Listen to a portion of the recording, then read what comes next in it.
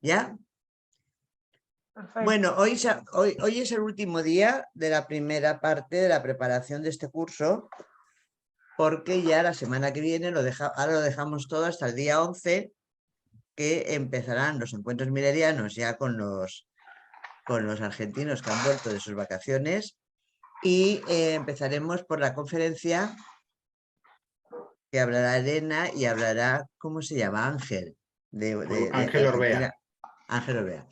Entonces, eso ya os ha enviado José, creo y luego tenemos que determinar si a la semana siguiente, yo creo que va a tener que ser la semana siguiente, porque la sede me ha dado una serie de fechas, pero no lo entienden, es complicado lo de todo esto, para poder empezar la segunda parte. Y la tenemos que hacer antes de que vaya o sea, el segundo encuentro, porque el primero será seguro ya el 22 de abril.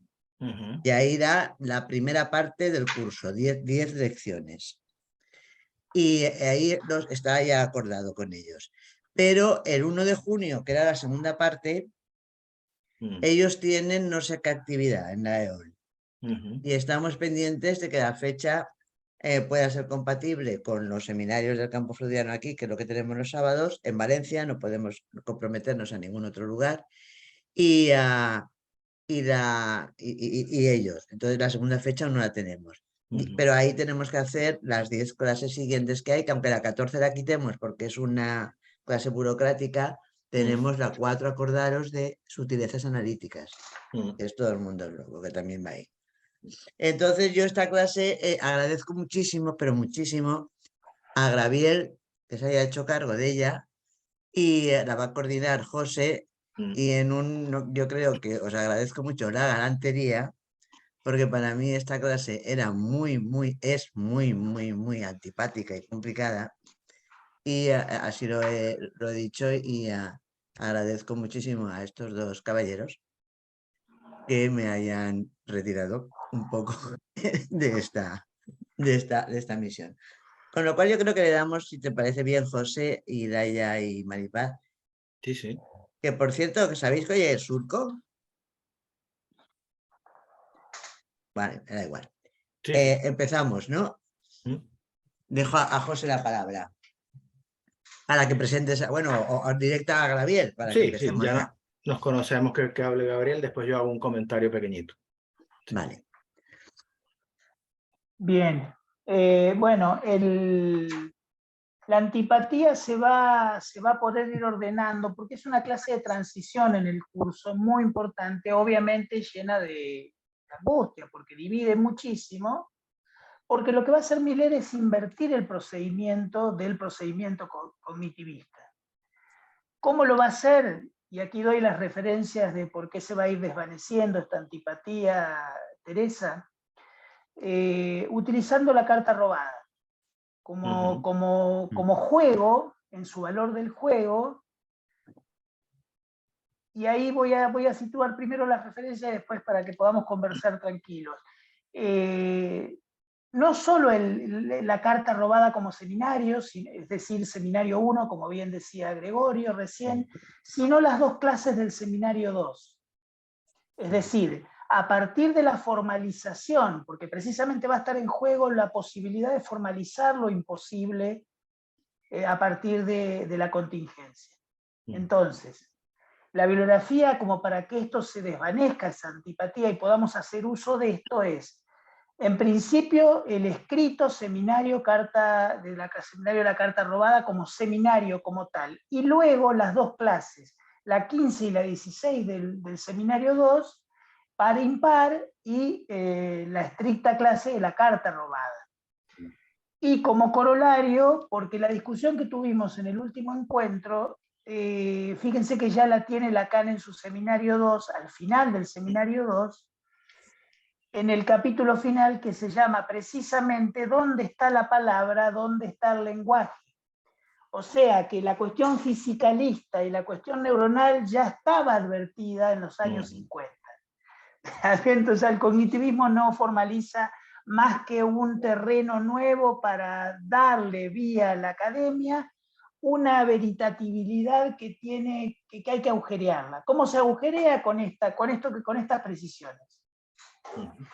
Y chequen esta cuestión, que la discusión que tuvimos en torno a la plasticidad neuronal, que es su actualización, ya está dada en términos de esta localización. ¿Cuál es la localización conjetural del lenguaje y la palabra en nuestro campo?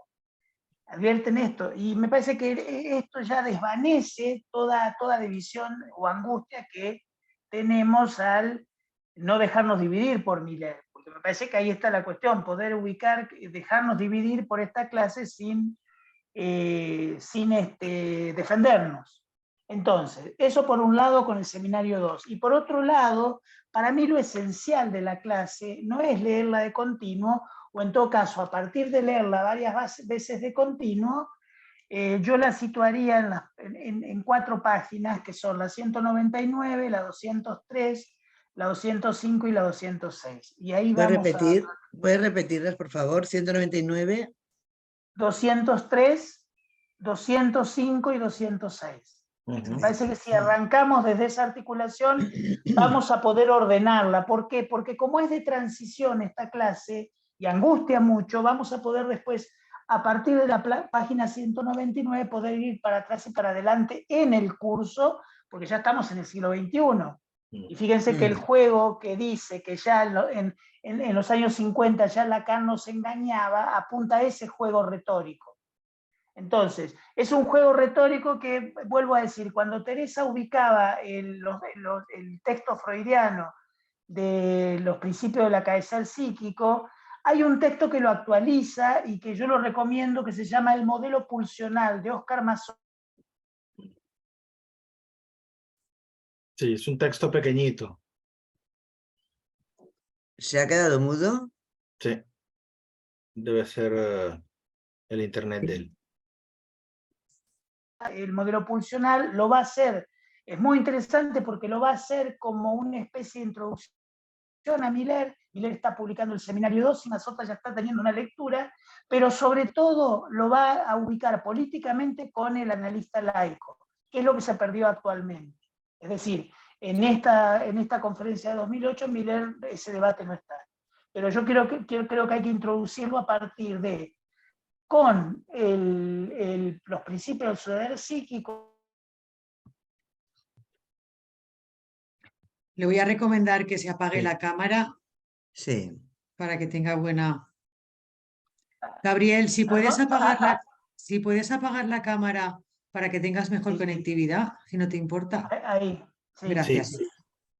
No, decía que al modelo, al principio, al modelo del acaecer psíquico de Freud, una manera importante anterior a este curso es el modelo pulsional de Oscar Massot, porque ubica el analista laico.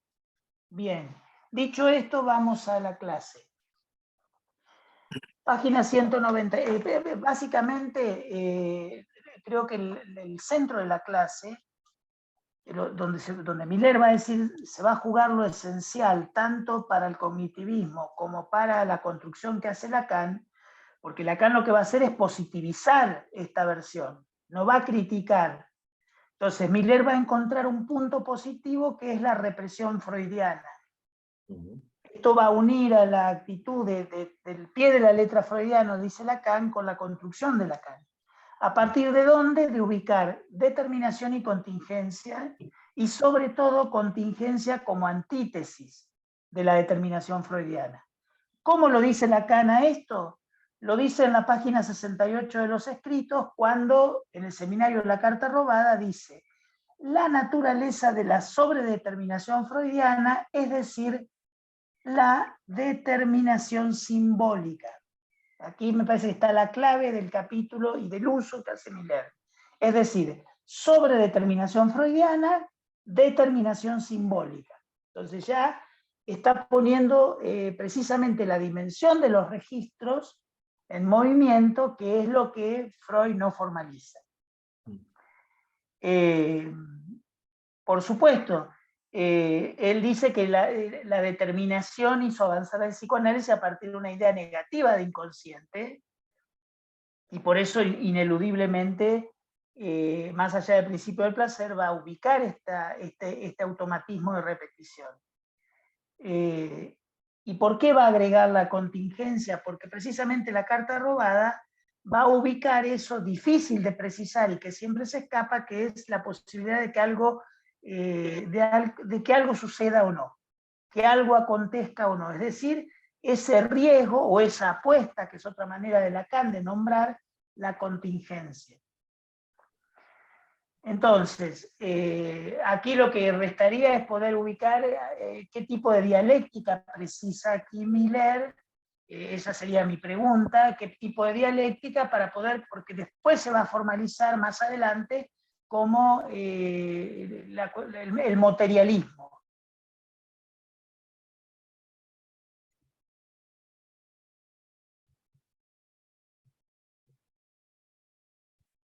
Hola.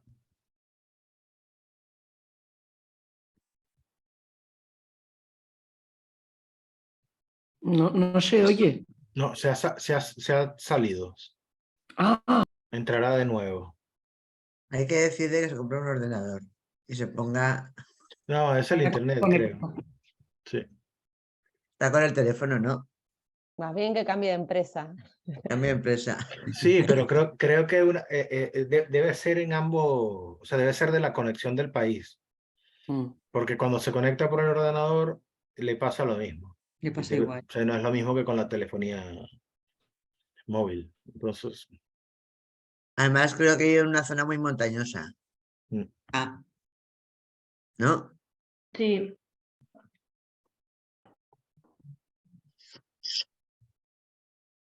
¿Qué hacemos? a ver si entra. Déjame escribirle. Vamos a ver. lástima. Pues Pues sí. sí, es un trabajo. Esto lo tenía que... Aquí está. Ah. Hola, ¿Ahí Gabriel. me escuchan? ¿Ahí me Sí, escuchan? sí, sí, Ujú. sí. Sí, disculpen que quedé ahí. El materialismo de Lacan, Miller aquí lo va a ubicar como una dialéctica, pero ¿qué tipo de dialéctica es? Es una dialéctica que Lacan, en el seminario de la carta robada, la va a precisar como una dialéctica que se desprende del dato. Ujú. Es una dialéctica, página 66 de los escritos, que se desprende del dato y que basta que yo la impute a mi adversario para que su función sea inútil, puesto que a partir de allí vuelve a hacer entrar la contingencia. Esto lo dice en la página 66 de los escritos. Vamos a la página 199 del curso. Ujú. Dice, en la represión, aquí se juega algo esencial arriba, tanto para la construcción de Lacan como para la investigación cognitivista, dado que para Freud, al pie de la letra, lo que no puede parecer ingenuo, para Lacan la hazaña consiste en llamar sujeto a cierto recorrido del grafo, ya que obviamente asignarle a una función que no se parece en nada a la conciencia de sí, el término sujeto le permitió engañar a todos desde hace 50 años. En el fondo, parte de la insurrección contra el cognitivismo se hace en nombre del sujeto, pero encuentra en realidad su sustancia en la conciencia de sí. Se hace en nombre del sujeto y de lo que quería su libertad y su autonomía, valores que están completamente ausentes en la definición lacaniana. Primera cuestión. Más abajo dice, bautiza sujeto el funcionamiento de una sintaxis, el funcionamiento de una combinatoria y una sintaxis engendrada por el material significante. El sujeto para Lacan emerge a medida que se desprende de lo que llama la realidad, pero también en este texto lo real bruto de los más y de los menos tirados al azar, una determinación significante.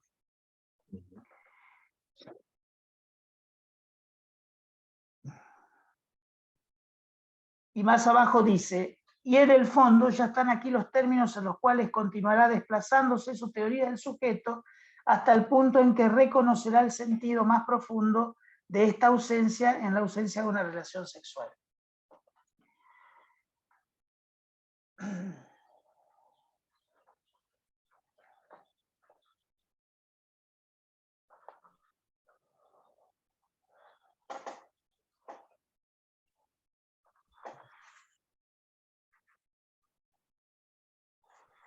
Página 202. Dice Miller, lo que marca el principio del fin de la enseñanza de Lacan es el abandono de la categoría de la determinación como brújula de la práctica analítica en beneficio de la categoría de la contingencia.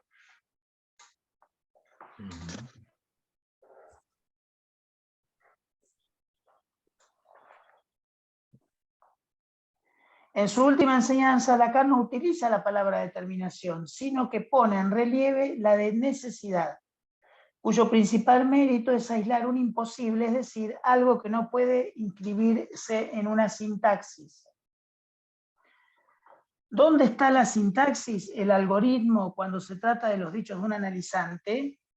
Nadie cuenta con este algoritmo, por lo que la pregunta con la que tropieza Lacan y que inicia su última enseñanza es la siguiente. ¿Cómo se puede demostrar en psicoanálisis el imposible a partir de los dichos del paciente? Y responde, la contingencia puede demostrar la imposibilidad.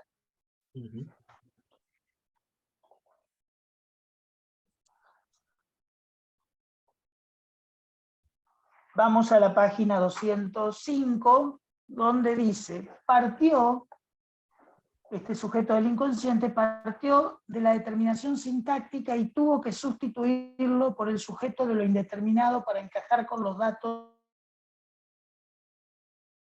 Hola.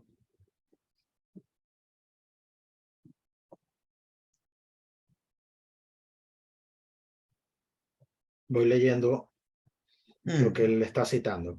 Partió de un sujeto de la determinación sintáctica y tuvo que sustituirlo por el sujeto como indeterminado para encajar con los datos elementales de la experiencia.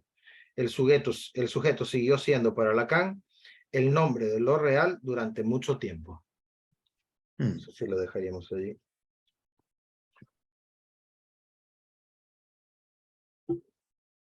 Creo que ha salido otra vez.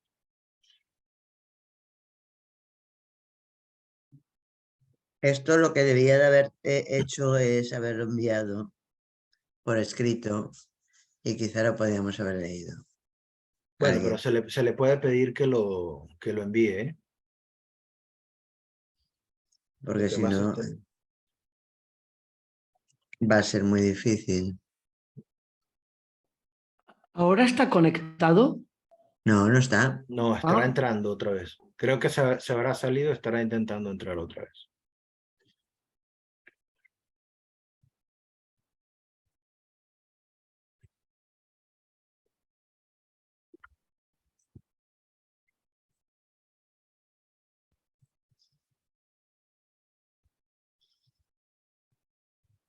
Y si le pides que se conecte por el celular, Está conectado por el celular porque en el ordenador va peor, creo. a ver. Sí. De todas formas, creo que está terminando el comentario. Así que esperemos que... Hola. Aquí está. Perdón, ¿dónde me quedé? Estabas hablando de aislar el imposible, la sintaxis, y estabas leyendo un fragmento de la página 205. Partió de un sujeto de la determinación sintáctica. Bien. Partió de un sujeto de la determinación sintáctica y tuvo que sustituirlo por un sujeto como indeterminado para encajar en los datos elementales de la experiencia. Entonces, obviamente lo que va a disputar Lacan aquí es hacer propio la conjetura que carece de regla. Por eso va a ubicar lo simbólico como la cuestión principal a despejar, y fíjense que es muy anterior a la cuestión digamos, de no advertir los registros como condición, por eso, digamos, como condición necesaria para ubicar aquello que carece de dato en términos objetivos. Entonces, por ejemplo, va a decir en la página 68 de la carta robada, anteriores a toda comprobación real del azar, como se ve que es según su obediencia a esas leyes, como se juzga, sin un objeto, si es un objeto apropiado o no para utilizarse a fin de obtener una serie, en este caso siempre simbólica, de golpes de azar, calificando, por ejemplo, esta función como moneda o como ese objeto que admirablemente se nombra dado. Es decir, va a utilizar la moneda y el dado para ubicar esa determinación, indeterminación de, digamos, lo que cabe a la cuestión de la suposición del azar, lo que se juega ahí. Y en la página 51 de la carta robada, del seminario, va a decir, es de la estructura de la determinación de lo que se trata. La materia que desplaza en sus efectos rebasa con mucho en extensión a la de la organización cerebral, a cuyas vicisitudes quedan confirmados algunos de ellos. Entonces, y aquí vuelvo sobre la cuestión de por qué Miller habla de antítesis de la contingencia respecto de la determinación. Dice, la dialéctica se desprende de la contingencia del dato y que basta que yo se la impute a mi adversario para que la función sea inútil, puesto que a partir de allí vuelve a entrar la contingencia. Es decir, no deja de esto que después, que toma de Freud, la cuestión de lo que se va por el tonel de las Danaides, de que hay algo que se pierde, es lo que aquí va a ubicar respecto de lo que hay de ausente y lo que podemos captar a partir de la cuestión de apariencia lógica, digamos. Página 206. ¿A qué término agarrarse si el significante y la sintaxis solo son toneles fútiles, si aparecen como reclasificaciones fútiles, por así decir, en comparación con el agujero esencial? Dice, la materialidad que Lacan encontró entonces fue ante todo la del síntoma. Construyó en su última enseñanza el síntoma en tanto sería la materialidad propia del inconsciente, en tanto lo que le da al inconsciente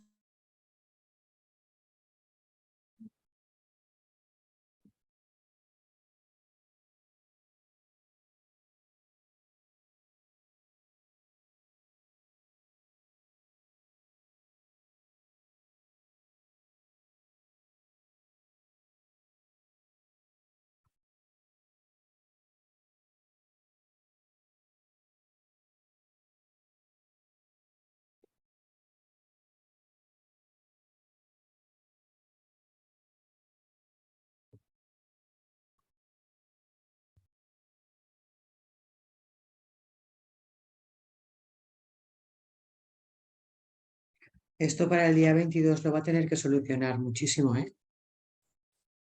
Si no va a ser un problemón. Un problemón. Ahora no está conectado, ¿verdad? No. No. De todas formas, no sé, ¿qué te parece, José? Hacemos... No sabemos si está ahí. Entró de nuevo. Entonces, de nuevo, habrá que preguntarle si queda mucho, ¿no? Para introducir Gabriel, otras cosas. Sí. ¿Cómo vas? No, quería señalar estos datos porque precisamente Perfecto, sí, sí. a lo que quería ir era poder ubicar a qué se refiere con esta dialéctica sin datos, primera cuestión, ubicar el recorrido de la carta robada y lo que la sintaxis ya no puede, que es ordenar, por eso toma la cuestión del reordenar y lo que va a ubicar en el síntoma. El síntoma posibilita lo que ni la sintaxis ni el campo, digamos, semántico o significante pueden de por separado. Por eso es importante esta cuestión para situar la clase. Y ahí reenviarlos, y con esto termino, reenviarnos a cuando en el seminario, al final del seminario 2, ¿dónde está la palabra? ¿Dónde está el lenguaje? Dice Lacan, porque el lenguaje está completamente cargado de nuestra historia es tan contingente como el signo de la b de la raíz cuadrada. Y además es ambiguo. Y dice, no hay error en el mundo de los ceros. Es decir, no es del orden de lo objetivable porque requiere, a partir del síntoma, ubicar la perspectiva de lo que es disjunto por el lado del significante y por el lado de la sintaxis. Por eso es importante ubicarlo como experiencia de la ausencia y digamos, y establecer este juego. Bueno, sé que tal vez traje más confusión, pero me parece... Está bien, eso no es problema. En todo caso, podrías enviar hola, podrías enviar Sí. el texto, porque como se ha cortado un poco, quizás para algunos podría ser más fácil leerlo, ¿no? Sí, No tiene que ser sí, ahora, sí, pero sí. se puede poner en el blog y después compartirlo con los compañeros. Perfecto. Bueno, bien, yo quería hacer solamente algún comentario productorio. Les confieso que preparé también la clase, por si acaso Gabriel no podía presentar con el rollo del internet, así que hice un trabajo que coincide con lo que él ha planteado, pero desde otros lugares, ¿no? Y como él compartió una bibliografía, yo voy a compartir otra.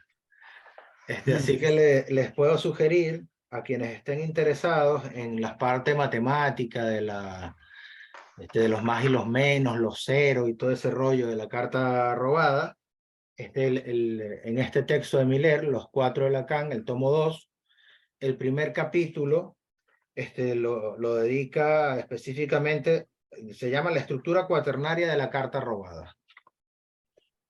Hay también un texto de Beckerman y Amster, que lo que pasa es que ahora no sé dónde lo puse, que también trabaja el tema de la carta robada, y bueno, pudieran consultar lo que quieran. Para mí, un punto que es importante de por qué introduce Miller determinación y contingencia en este momento. Fue lo primero que me pregunté, ¿no? Y apareció un comentario en la primera parte del capítulo que enlazaba con el capítulo anterior. Está en la 191 al inicio del segundo párrafo. Dice, es verdad que se puede rechazar de entrada la equivalencia planteada por el cognitivismo entre lo que llama los estados mentales y los estados físicos. Si se recuerdan, Miller venía de plantear que allí había un abismo. Es decir, y cuando trabajamos el proyecto, que hicimos un pequeño comentario sobre el proyecto, me parece que aparecía el tema de la conciencia como un asunto importante, y yo diría que allí también había un cierto abismo para Freud, es decir, que era el de las neuronas omegas, ¿no? Que decía transforman cantidad en cualidad y que remitían a eso, a la conciencia, ¿no? Solamente señalar que allí habría un esbozo ya de esta pregunta. Revisando entonces la carta robada, la de Lacan, podemos decir así, encontré algunas cosas que me parece que son importantes, pero quizás la principal es un comentario marginal sobre la carta 52 de Freud a Fliess. Le pedí a Teresa que le echara un vistazo, es decir, también, así que creo que ella dirá alguna cosa y luego yo añadiré una cosita más. ¿Hablo yo? ¿Sí? Bien, yo quiero deciros que la antipatía esta que he señalado antes ha sido por una profunda inquietud que me ha producido la lectura de esta clase por los tiempos que corren. Voy a utilizar un poco las palabras de Miller, pero no por los tiempos que corren en el exterior, que prácticamente me da igual, por los tiempos que corren en el campo freudiano. Lo voy a decir sin ambajes. Inquietud que se me ha tamizado un poco, le agradezco a José y a Gabriel, a los dos, al hacerme uno partícipe de algunas inquietudes suyas que tenía y el otro llevarme a Freud, que a mí siempre me calma. es una cosa que siempre ha tenido para mí ese efecto Freud. Y yo encuentro ahora bastantes respuestas a lo que durante muchísimos años, la gente me conoce, ha sido una trayectoria mía muy decidida en avanzar con los cursos de Mider, concretamente con la OED3. No sé si conocéis la enseñanza de Mider, pero se llama Orientación Lacaniana y está la 1, 2 y 3. La 3 empieza en el otro que no existe y sus comités de ética hasta el final. Ahí yo, o sea, lo he dicho, creo que Elena le pasó igual, no sé dónde está Elena, aquí está, ya la veo. Empecé a leer a Lacan con Ancor. Eso tiene consecuencias, porque empezar a leer con Ancor no es empezar a leer a Lacan de los escritos, ni la función y campo de la palabra, ni los seminarios, ni nada de eso. Es empezar a leer el último Lacan. Y eso me ocurrió. Entonces, ahí está la carta robada. Y como muy bien señaló, esto es una cosa que se la debemos a José, como muy bien señaló él, la carta robada, detrás de la carta robada hay otra carta, que es la carta 52, cuya importancia durante toda la obra de la carta ha señalado muchas veces. En esta carta está, José, me corriges si hay algo que, porque has trabajado tú más, hay un paralelismo con la carta robada en el que Freud va a hablar de nuestro mecanismo psíquico se ha generado por estratificación sucesiva. O sea, hay una serie de transcripciones, está creando un modelo del aparato psíquico en el que va a decir que hay la percepción, en la percepción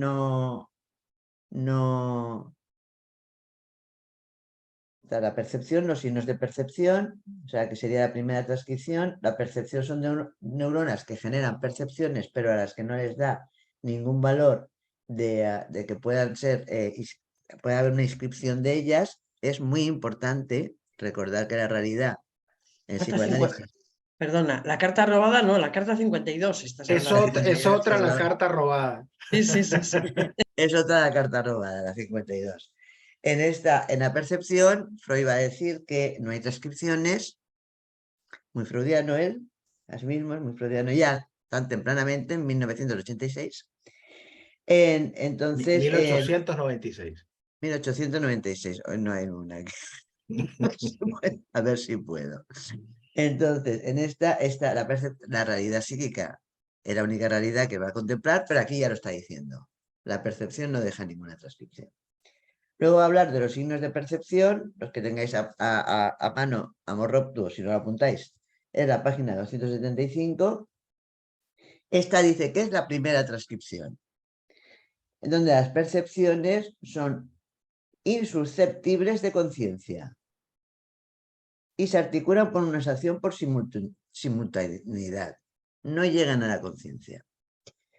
El tercero va a ser el inconsciente, que es la segunda transcripción, ordenada según otros nexos, tal vez causales, las huellas inconscientes y se corresponden a recuerdos de conceptos al igual asequibles a la conciencia. La tercera, inaccesible. La tercera, hoy no daré una sin fallidos. La tercera es el preconsciente, que es la tercera retranscripción, y esta ya va ligada a representaciones palabras. Os sonará que en el capítulo 7 de la interpretación de los sueños ya aparecen estas con las representaciones palabras y el preconsciente, que es lo único que podemos saber o escuchar del analizante cuando está en asociación libre. Bien, entonces, estas Perdón, y allí dice, del preconsciente dice, las investiduras devienen conscientes según ciertas reglas. Es decir, me parece que allí ya está la cuestión de la sintaxis. Exacto. La sintaxis, que es fundamental en la carta robada. Exactamente. Entonces, toda la idea de opacificar de Freud, aquí lo tenemos como, hay algo claro al principio, no sabemos qué es, pero que está opacificado. Hemos visto en Freud se ve cómo se está en las transcripciones opacificando. Bien, luego, no sé si me voy a dejar algo, en la página 276 tenéis que van a ver lo que va a decir aquí Freud es que establecemos como base una firme tendencia hacia la nivelación cuantitativa, tener en cuenta que cuantitativa para Freud quiere decir siempre económico, satisfacción. Cada reescritura posterior inhibe a la anterior y desvía de ella el proceso excitatorio. Esta palabra inhibe es muy importante. Y luego al final va a decir, subsistirá así un anacronismo, una cierta provincia en una cierta provincia regirán unos fueros y aparecen unos relictos. Unos fueros sabemos todo lo que es, pues en español sabemos lo que son los fueros, y relictos viene a ser como una herencia, como un resto. Creemos que ahí ya tenemos el resto en el primer Freud. Perdón, luego, como hay gente que no es de aquí, los fueros son espacios donde un monarca podía establecer un funcionamiento especial para un territorio. y luego y al final tenemos una frase que he subrayado con todos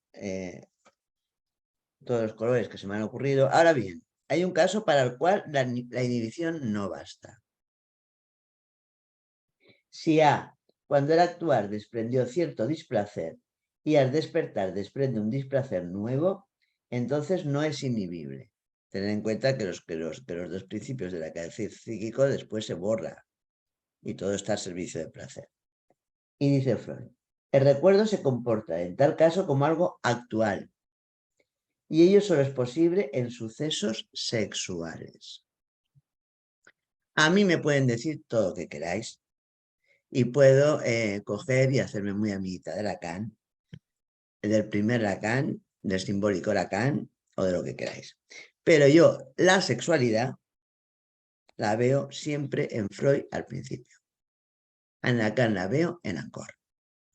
Y sé perfectamente, por eso mi inquietud, sé perfectamente que a él, lo sé porque he estado en grandes debates, fue la sexualidad femenina, estoy hablando de Lacan, el que le abrió las puertas a pensar que no era todo, no todo se podía decir. Voy a decir más, no todo se podía interpretar. Voy a decir más, y estoy yendo hacia atrás de Lacan, no todo se podía hacer consciente. El episodio olvidado de una historia, no sé si está en qué texto de eso está de Lacan, que él quería poner, tenía una aspiración, probablemente como la freudiana en un principio, pero yo en esos textos no encuentro la sexualidad. En el seminario, ¿cómo lo encuentro en Ancor? Y a partir de ahí, en todos los demás. Voy a citar el seminario, que lo cito también en este curso, que es el seminario 11, donde está la alienación y la separación, y me parece que eso es una forma de tratar las pulsiones parciales. No hemos llegado ni siquiera a un momento donde retome con toda su amplitud la libido freudiana o el concepto que es lacaniano, que es genial, el del goce, como total disfuncionamiento, como ya dijimos en la clase anterior, del individuo. Yo esto lo quería traer porque hay un capítulo que se llama Mensaje para entender cómo es. Mensaje secreto para entendidos. Secreto para entendidos. Capítulo 2, de Todo el mundo es loco. Y este curso se llama Todo el mundo es loco y ha puesto el nombre de este curso para un encuentro internacional en un momento determinado donde en la AMP están ocurriendo cosas importantes. Repito, me da igual el exterior, cuando digo que me inquieta es en el interior. ¿Qué hemos estado haciendo o qué ha estado pasando? Pasamos Bueno, la palabra, ¿no? O José quiere un comentar. segundo, solo voy a cerrar, hacer un par de puntuaciones porque me parece que el trabajo de Gabriel ha estado muy, muy bien, muy apegado a la letra y muy riguroso. Pero quizá la invitación, si traemos la cuestión de la carta 52, es porque yo lo plantearía así. Si jugaba cuando se lo comenté a Teresa, jugaba con el término carta, ¿no? Es decir, es de una carta a la otra. Es decir, pues bueno, creo que de alguna manera el esfuerzo de Lacan en la carta robada es operar una transcripción, lo voy a decir así, a su vez, de la carta 52 en los términos de la lógica, de una cierta, de la lógica matemática, ¿no? Entonces, me parece que es interesante eso, ¿no? Si quieren entender un poco mejor la carta robada de Lacan, el texto de Freud, al menos a mí me ayudó mucho, ¿no? Y no quería dejar de resaltar un aspecto que me parece que es central en la pregunta, tal como al menos yo la abordé, ¿no? Que tiene que ver con la cuestión de las bases neurológicas y las cimas del pensamiento y el abismo que hay en el medio. El comentario sobre Putnam me parece que es central, porque hay dos Putnam. Es decir, está el Putnam de la teoría que llama Machine State Functionalism, que se basa en la máquina de Turing, en la noción de estados, y que es, nos dice Miller, el que toma el cognitivismo, y allí está el tema de los ceros y los unos en la máquina. Y está otra teoría, que es posterior en Putnam, que es crítica con la primera y que se llama Multiple Realizability. Y que en esta lo que se desprende es que habría una experiencia subjetiva, la del dolor, que no se explicaría por sus determinaciones, en este caso cerebrales, ¿no? Y que en ese sentido es una ruptura con la hipótesis fundamental de cognitivismo. Entonces, ¿por qué este asunto lo toma a partir del cognitivismo? Es una pregunta, ¿no? Lo dirige hacia afuera, me parece, yo estoy de acuerdo con Teresa, creo que también lo dirige hacia el cognitivismo del psicoanálisis, que nos viene señalando la vertiente cognitivista del psicoanálisis. Y a propósito de la contingencia, me parece que, bueno, que yo tomé otra referencia en la página 205, también creo que son las páginas fundamentales, la 205 y la 206. Dice, a ver, ¿dónde está? En su última enseñanza, a ver dónde lo tengo. Ajá. En el párrafo que empieza con coloca en su lugar eminente la sintaxis, la semántica, una semántica muy suya en la que justamente el significado no está determinado. Dice, desde el principio Lacan buscaba demostrar que el significado está determinado por el significante. En eso consiste el texto, la instancia de la letra. Entonces, la instancia de la letra, determinación del significante por el significado. Por el contrario, aquí es donde está, creo que el énfasis de Miller, ¿no? En su última enseñanza, lo importante en la experiencia analítica no es que el significado esté determinado, sino el hecho de que el sentido se fugue. ¿Dónde ubicar entonces, a mi entender, el sentido que se fuga, que además relaciona directamente con el agujero? Creo que lo podemos ubicar en dos lados, dentro de la carta 52, que digo que a mí me esclarece. En un punto es en lo que se inhibe, en lo que se inhibe en las transcripciones, dentro de las transcripciones, pero tal como lo ha señalado Teresa, hay un punto que no se inhibe y que también se fuga. Me parece que allí tenemos, me atrevería a decir, un esbozo del no hay relación sexual lacaniano. Es decir, así de potente, ¿no?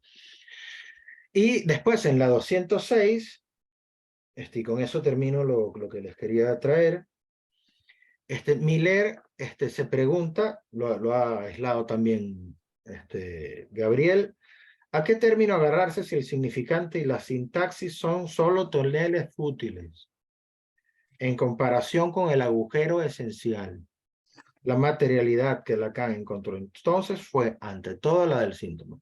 Esto me parece muy importante. Si nos quedamos con la sintaxis, nos perdemos el síntoma y, como viene diciéndolo, lo que se fuga, el sentido que se fuga, lo diría así. Que luego, Teresa ya lo apuntó allí, ¿no? De lo que se trata es del goce, al final. Bien, es lo que quería comentar. Yo quiero añadir una cosa, que la teoría del sujeto Barrado, que recorre toda la clase, en los paradigmas del goce, están los paradigmas del goce y pone un paradigma constante que es el sujeto. Y luego los 6 paradigmas, que yo creo que son 7 porque elementos de biología lacaniana demuestran otro, pero vamos a dejarlos en 6, que es lo que cuenta él. Ahí coge el paradigma constante, el sujeto barrado, y lo saca de Sartre, del existencialismo. Lo cito para que, si lo queréis, ahí lo desarrolla mucho. Tiene una clase entera con él que yo no he consultado. Ya, empezamos la conversación, si queréis. ¿No está Dolores? No, Ah. hoy no la...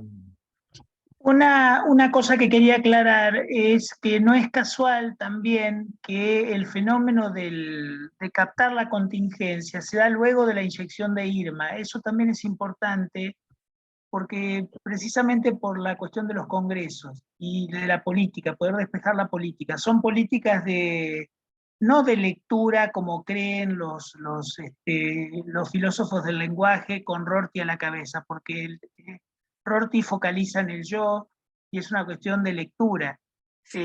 Pero quería ubicar aquí porque es contiguo la carta robada a la inyección de Irma. Esto no me parece para nada desarticulador.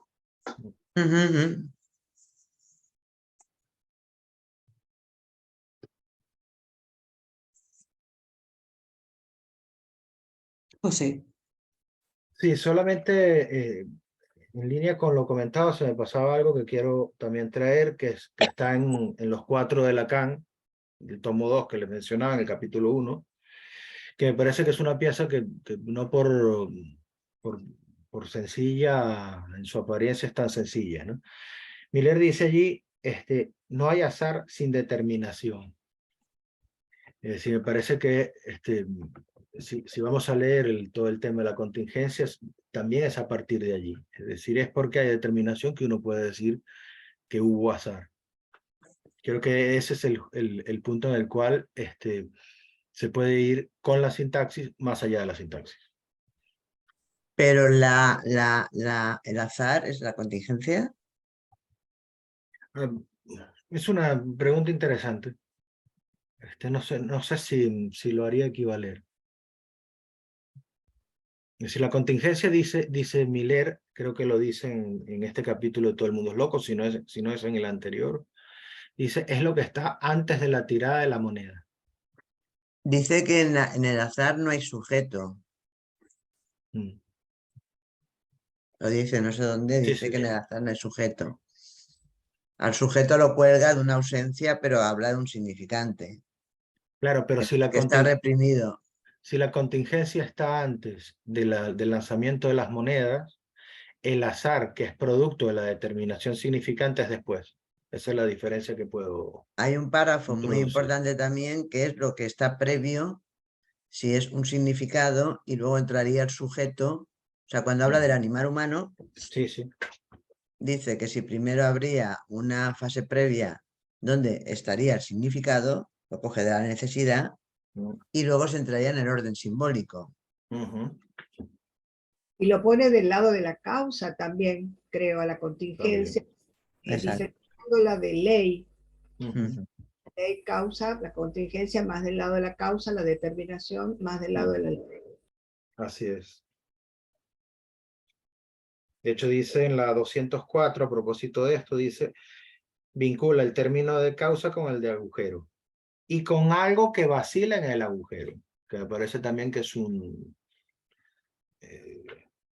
puntuación interesante, ¿no? Ricardo.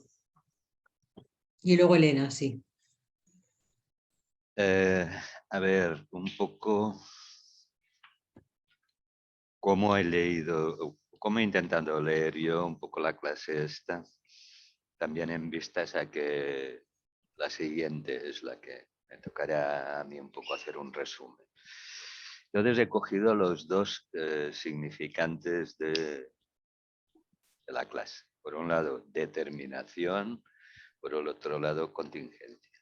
Entonces, la sensación que me da es que lo que ya nos está dibujando aquí Miller con estas dos palabras es la diferencia entre lo que llamamos el inconsciente transferencial y el inconsciente real. Entonces, deja del lado del inconsciente transferencial, que hemos llamado el inconsciente freudiano. Me apoyaré en la frase esta al final, en la página 206, dice: no se puede decir nada verdadero de lo real. Y un poco más abajo dice: mejor hablar de un testimonio de satisfacción que el analizante se da después del recorrido en el que experimentó el hay ausencia. Entonces, ¿qué quiere decir eso para mí? El recorrido de un análisis te puede llevar a la experiencia de que hay ausencia. ¿Ausencia de qué? De un lado, de significante que pueda decir lo que uno es. Sería barrado. Y de otro lado, la ausencia del objeto que completaría al sujeto. Con lo cual, todo el recorrido donde contemplamos identificaciones y donde contemplamos el fantasma queda totalmente abolido en lo que será ya el pasaje al inconsciente real. En el inconsciente real que entra en juego. Yo creo que entra en juego todo lo que Lacan percibe cuando se enfrenta a la sexualidad femenina, que es: no hay significante, no hay objeto, queda el síntoma. Y ahí es donde encuentra Lacan la materialidad. Dice, claro, ¿cuál es la materialidad? La materialidad es el goce que sostenía al otro, lo más real del otro. Cuando el otro desaparece en la vertiente del sentido, es el goce. Entonces, yo creo que aquí sencillamente es, de un lado, no olvidar nunca lo que dice Miller y lo que dice Lacan. El significante produce, por un lado, sentido, por otro lado, agujero. Entonces, el significante como productor de agujero, yo creo que es el que organiza el cuerpo libidinal. Entonces, estaría del lado de toda la primera parte. Tendríamos al sujeto y luego ya aparecerá el parler. Pero lo que anda en juego es diferenciar bien, porque a veces escucho que en algunas conferencias y cosas que se confunde el sujeto con el parler. No, tiene nada que ver. ¿Puedes repetir esto último que has escrito, que has dicho, el sujeto y el parlet, en que Sí, en el momento que entramos en el significante como productor de goce, que es lo que produce la fuga del sentido, entonces nos aparece ya el goce como lo que se intenta captar y ya se pierde toda la parte significante. Entonces, pensando solo en el significante, tenemos el significante que produce sentido y el significante que produce goce, con lo cual el sentido queda totalmente ya borrado, y lo explica muy bien Miller al final cuando dice aquí: hace caer la verdad en tanto tal. Entonces dice que estamos siempre en la mentira. Entonces, por tanto, en el final del análisis se descarta toda idea de expansión combinatoria. Diríamos, toda la parte de la determinación queda fuera. Toda idea de demostración propiamente dicha. Toda demostración de satisfacción. No se puede mostrar la satisfacción, pero luego dice, mejor hablar de un testimonio de satisfacción que el analizante se da después del recorrido en el que experimentó el hay ausencia. O sea, una vez experimenta hay ausencia del significante, hay ausencia de objeto, lo que produce es la satisfacción. ¿Qué es satisfacción? De algún modo, más adelante, Miller Te pido síntesis. lo matiza muy bien, y se trata de que frente a lo inamovible del goce. Y lo movible del sujeto es el sujeto quien tiene frente al goce otra posición. El goce nunca cambia, pero el sujeto puede cambiar su posición frente al goce en un análisis. Hasta aquí. Elena. Rosa, no sé si estás levantando la mano o moviendo el boli. Elena. Me he perdido. Quería decir una cosa y te empezó a seguir y me perdí. Bueno, me he perdido. A ver, sí, no, pero quiero decir, no sé, es decir, no voy a saber repetir lo que has dicho, soy incapaz de repetirlo. Me gustaría leerlo, además, porque me parecía muy atinado, pero se me escapan cosas. Pues, quiero decir, entiendo que está hablando de lo que, bueno, aquí está hablando Miller de lo que va no es que desaparezca, es que desaparece en un análisis en el sentido que vamos que se atraviesa y es decir, ¿a dónde podemos llegar en un análisis? ¿No? ¿A dónde se puede llegar al final de un análisis? Y ahí voy a la carta 52 de Freud. Y me parece que en ese sentido se dan la mano, y me ha gustado mucho que trajerais esa carta 52, porque en la carta 52 Freud se está rompiendo la cabeza con ¿por qué se escriben? ¿Por qué él no tenía el concepto significante todavía? Es justo anterior a eso, justo antes. Pero él, a ver, antes de que haya una representación de palabras, ya dice hay marcas. Y a veces en un análisis, si conseguimos llegar al final hasta ahí, encontramos algo, podemos decir algo de ese S1 que ni siquiera es un S1 conectado a un S2, es algo que ha quedado ahí marcado, que entiendo que es lo que él dice. Es lo que intenta descifrar Freud en la carta 52. ¿Cómo se ha marcado? Es decir, ¿cómo se ha marcado eso? Y cómo. Entonces, claro, es a través de todo ese recorrido y luego efectivamente vamos atravesando y efectivamente ya no está la pantalla del fantasma, ya no es el creer en la verdad, ya es con qué te encuentras de real. Y eso que te encuentras de real tiene que ver, entiendo que con el punto casi 0,1 de Freud, de la carta 52, de lo que aparece como percepción. Bueno, igual lo digo demasiado resumido, pero entonces me pierdo en qué está, y quería también preguntarle a Gabriel, a Ricardo lo que estabas diciendo, a José, a Teresa, ¿qué se está cuestionando aquí Miller del sujeto de Lacan, del grafo? Se está cuestionando que aquí está tratando Lacan al sujeto, como demasiado, digamos, significante, no sé decirlo de otra manera, demasiado del lado entre es decir, que el sujeto es lo que representa un significante para otro significante, que ahí falta algo de lo real,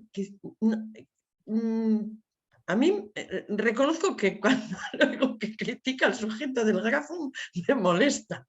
Digo, pero me van a tocar el grafo, por favor.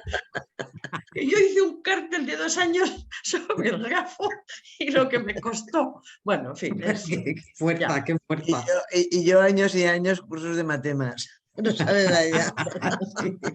A ver.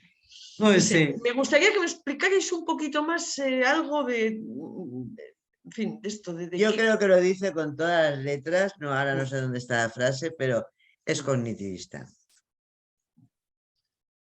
Pero mucho mejor que cognitivismo, Ale. Sí. No, dice, habla de una diferencia del sujeto del cognitivismo, que es de la conciencia del sí mismo, no sé qué, y el sujeto del inconsciente. Es una diferencia. El sujeto del inconsciente no es. Vamos a ver, aquí si nos aclaramos. Por ahí lo dice.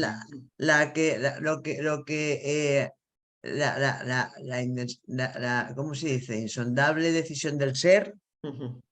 Eso va para las estructuras de qué mecanismo coge. Pero no para el sujeto del inconsciente. El sujeto del inconsciente es un significante que representa su significante, está cogido de Saussure. Entonces eso es la entrada, yo lo planteé así desde la primera clase que nos pusimos con esto, la entrada de las pseudociencias en el lugar de la ciencia. Y ahí hay un real, un real que es científico con el sujeto del inconsciente. Luego va, el real propio del psicoanálisis lo va a descubrir después. Pero bueno, justo, una cosa, yo entiendo que hay que entender también que hay que leer hay que leer el Lacan del grafo, hay que leerlo en el contexto histórico también, es decir, que yo repito que he ido, es decir, que vengo de empecé mi primera Pero vas a formación decir a mí con que me pasé años y años. es decir, que me parece que, bueno, es decir, todos los de la egopsicología eran un horror de cómo era el sentido al infinito. Entonces, lo que intenta es reducir algo del sentido. ¿Cómo lo intenta reducir? A través de, Con justamente, matemas. pero también a través del estructuralismo. Ya, Y ya, con bienvenidos fue, yo creo, vamos, bienvenido sea y bienvenido fue históricamente. Si no, no habría podido encontrar lo que encontró en el seminario Ancor, entiendo yo. Es decir, yo creo que es un recorrido histórico necesario. Bueno, quizás que tengo Me que parece, ¿no? Además de un recorrido histórico necesario, de una valentía digna de, bueno, de toda admiración. Sí. Pero es ¿Os parece que sigamos las palabras? José. Voy a silenciarme. Pues... José. Sí, escuchaba lo que decía Elena y me trajo un recuerdo que creo que fue en uno de los encuentros, entonces me autorizo a traerlo, ¿no? Pues debe estar grabado.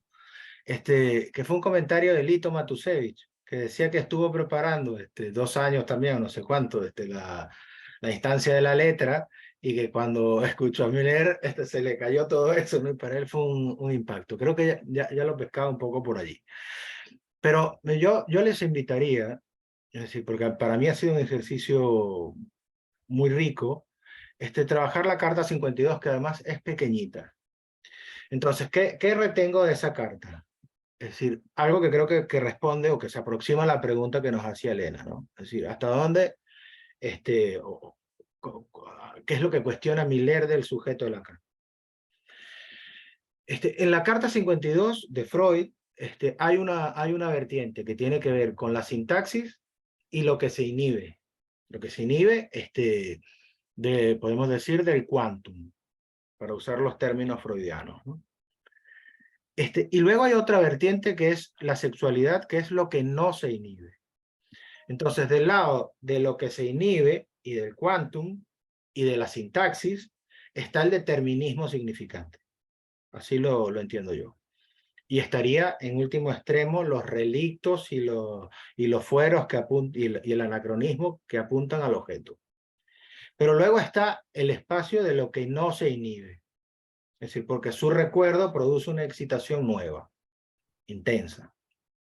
Entonces, creo que esa vertiente es la vertiente que estaría ausente en el determinismo significante, y que me parece a partir del seminario 20 en Lacan intenta reintroducir con la cuestión de la sexuación.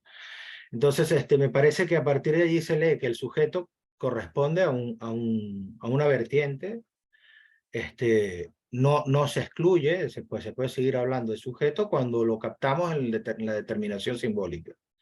Pero cuando lo captamos en la determinación simbólica, excluimos el real propio del psicoanálisis, nos quedamos con la vertiente cognitivista, sintáctica, y excluimos lo que sería del lado del goce propiamente. Me parece que ese es el movimiento que hay.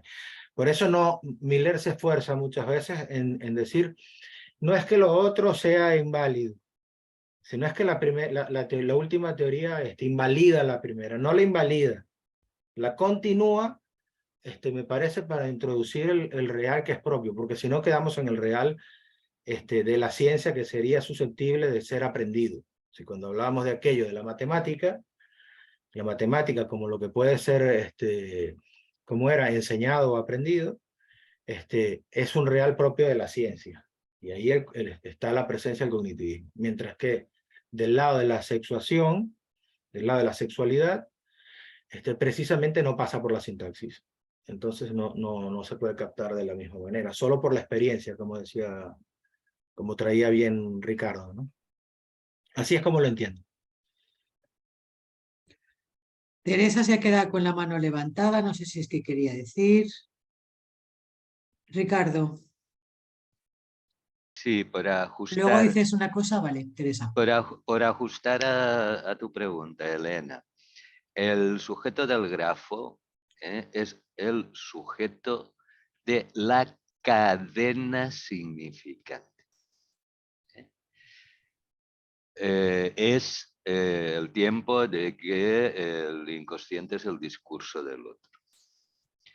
Y luego, vuelvo, el significante, cuando Lacan dice tiene dos funciones, función de sentido y función de goce,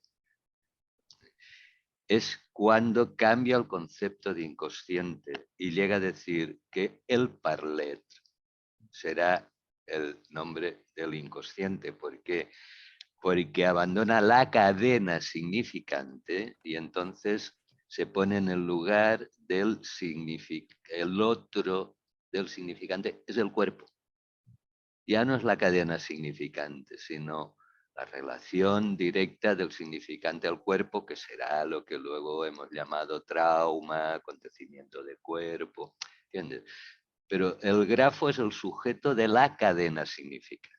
Ahí no hay posible fin de análisis.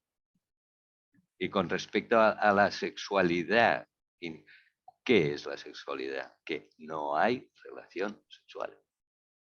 Hay que entenderla, así que no hay relación sexual, es el real de Lacan. A ver, Teresa, que querías comentar y no te oíamos. Sí, era de antes, que yo es que me he puesto a hablar con Elena. Bueno, yo quería decir varias cosas, ¿no? El inconsciente, quiero volver a repetir que el inconsciente transferencial de que habla Lacan en el seminario 11 es el inconsciente, perdón, el inconsciente del que habla Lacan en el seminario 11 y habla del inconsciente freudiano y el nuestro, está hablando del inconsciente transferencial, Lacan en el seminario 11. Esa por un lado.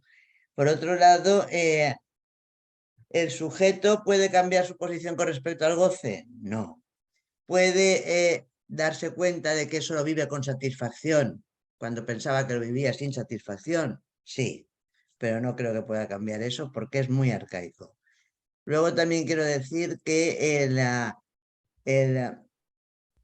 quizá habría que leer todo esto que estamos hablando con un seminario, con un curso de Miller que es muy bonito, no sé si alguien lo ha leído, que es El desencanto del psicoanálisis, donde habla de todo el movimiento psicoanalítico, de la psicología, de los freudianos, vamos, no solamente está la egopsicología, también está, y él habla, en ese curso es donde dice Miller que las psicoanalistas, las mujeres, están mucho más cerca de lo real, las mujeres psicoanalistas. Y pone ejemplo, no sé si de clenianas o de algún no de la egopsicología, que es ni las unos que piensan que el psiquismo está como cerrado, que esos son neurocientíficos desde el principio. Pero es que no te oigo, Elena. Simplemente de Helen Deutsch. No, pero Helen Deutsch es por freudiana. Estoy hablando de unas que son posteriores y que, por ejemplo, hay una que cambia su consulta. Y entonces está todo el santo día escuchándose a los analizantes. Qué bonita la consulta, y eso no se puede hacer en la IPA, lo que voy a decir. Y entonces aquella, Lacan la resalta, pues lo coge de Lacan Miller y dice, estoy harta de todo lo que opine usted de mi consulta.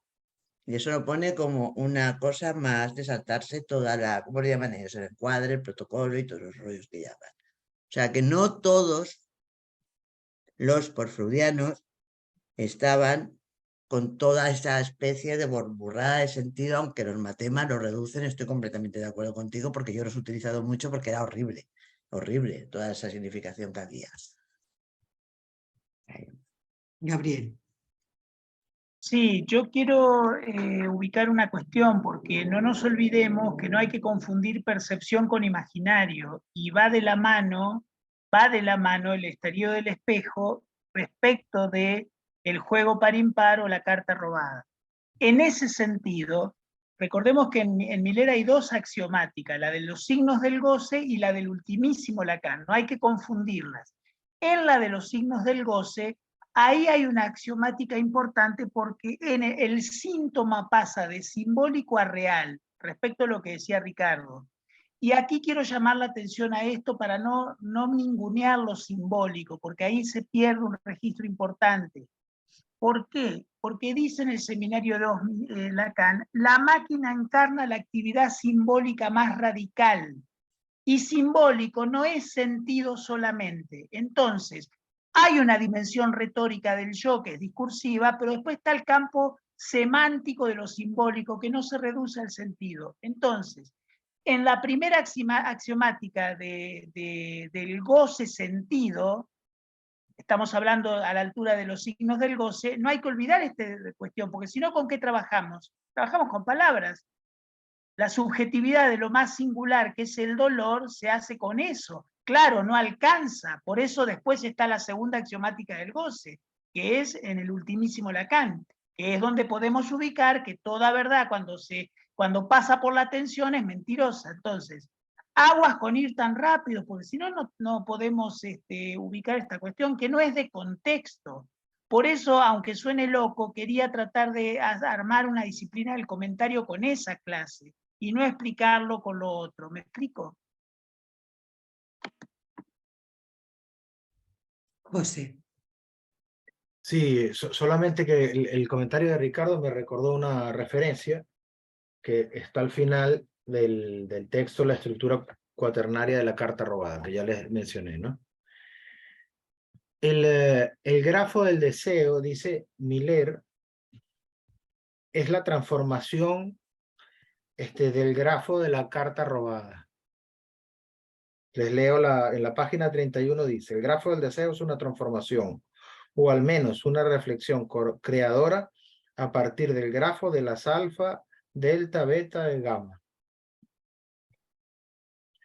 Entonces, es la misma, de hecho, bueno, durante el capítulo, Miller trabaja no solamente con los numeritos, sino con los grafos, exactamente. ¿Qué es eso ese grafo que nos muestra allí Gabriel? Es el mismo que está en Todo el mundo es loco. Entonces, creo que es importante que dentro de los procedimientos matemáticos, lógicos que emplea Lacan y que Miller despliega, uno de ellos es el recurso al grafo, del cual el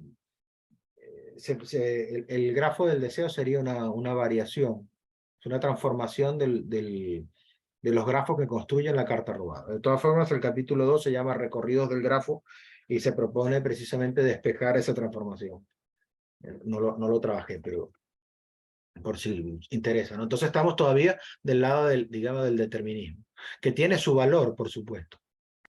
Ahí, perdón, José, ahí es el grafo de la página 57 de los escritos 1, que es de la carta robada, se corresponde con el movimiento que hace entre 1 y 3 de la página 195 de Todo el mundo es loco. Claro, lo que pasa es que ahí nos obligaría a entrar con todo el rollo del 1 y el 3 y el 2, que es, ¿cómo se llama? No recuerdo cuál es el término que usan, bueno, que tiene un término matemático, el regodeo del 2.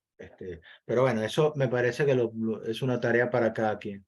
En tanto ese ejercicio constituye ya una experiencia. Pero, bien. Ricardo. Sí, con respecto a lo que decías, Teresa, de que el sujeto no puede variar su relación al goce. No es el sujeto, es el parler, insisto. No confundamos sujeto y parler. Voy a leer simplemente un pequeño párrafo de la clase siguiente.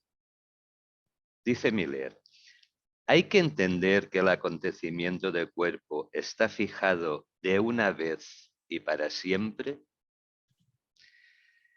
Hay algo de eso sin duda.